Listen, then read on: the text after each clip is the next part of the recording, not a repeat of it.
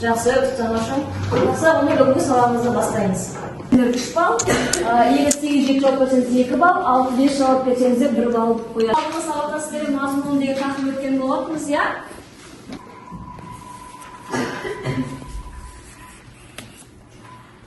Бірінші сұрақ, қайдан сізге?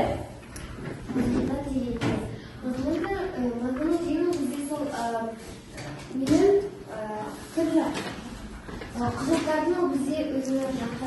Жақсы, өте тамаша. Ал Сөзде рефераттар, құжаттар толтырып жатыр. не істеп жатыр содан кейін? Және де компьютер қолмен жазып, және компьютермен жазып. Сіздермен бүгін өтетін тақырыбымыздың аты реферат деп аталады. Барлығымыз дәптерді ашамыз, бүгінгі күнді жазамыз. Реферат деп аталады. Яғни бүгінгі сабақтың мақсаты сілтемелерді ұйымдастыру, гиперсілтемелер, мазмұны, тақырыптар, түсіндірмелер. Сізге мынандай сұрақ, ойланып жауап берейікші. Сен сабақта қандай тақырыптар бойынша реферат жазасың? Сен сабақта көбісі қандай реферат жазасың? Қайын мысалы?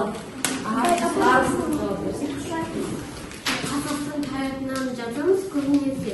Өйткені біз ол жерде қандай хандар болғандықтың қажетмен хандар болған қажет болғаны біз дәптерге жазамыз мәлімет. Жақсы. Төртінші сұрақ соңғыра. Сұрақ, рефератты сәтті қорғау үшін қандай ережелерді басшылыққа алу керекпіз? Мысалы, сіздер Астанадан, Қазақстан тарихынан, содан кейін басқа пәннен қорғайсыздар ғой. Мысалы, сіздер жазған рефератты басын-басын байланышып оқып бересіздер ме? Қалай қорғайсыздар мысалы рефераттарыңызды? Көпшілікті таңғалдыру керексіздер мысалы, иә? Оны өзіңізге көңіл бересіз аудитория деген сияқты. Бүгін сіздермен жаңа білім. Қазіргі таңда адамдар не істейді? Өзі туралы, әлем жайлы көптеген деректер жинайды, иә? Сол компьютерге не істейді? Сақтайды, цифрландырады, мысалы кітап, мысалы ақындар тақ өлеңдерін жазған кезде, иә?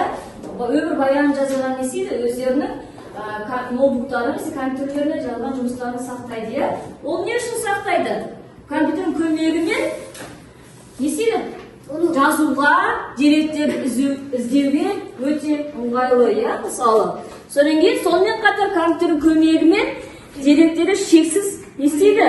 Көлемін өңдеуге болады, жазуға болады, иә, жазған ойларын қайтадан түзетуге болады, иә, өңдеуге болады деген сияқты. Платформасына кіреміз, барымыз. Гиперсілтемелер тақырыбындағы рефераттың құрылымын, яғни бірінші кестеге бойынша жоспарлау қағазға түсіреді. Бірақ сізді әрбір жерлеріңізді қағаз түсірмей қойып, әрбір алдарыңызда компьютер болғандықтан компьютерге жазайық, иә, жауап.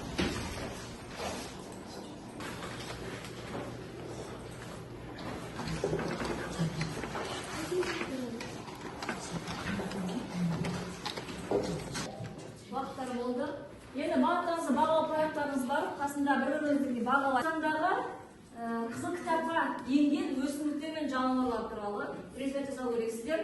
Яғни бірінші бетке титулный бет, екінші бетке мазмұн жасау керексіздер, үшінші, төртінші беттегі жануар өсімдіктер туралы Google-дан сіздер мәлімет алу керексіздер, соған қою керексіздер.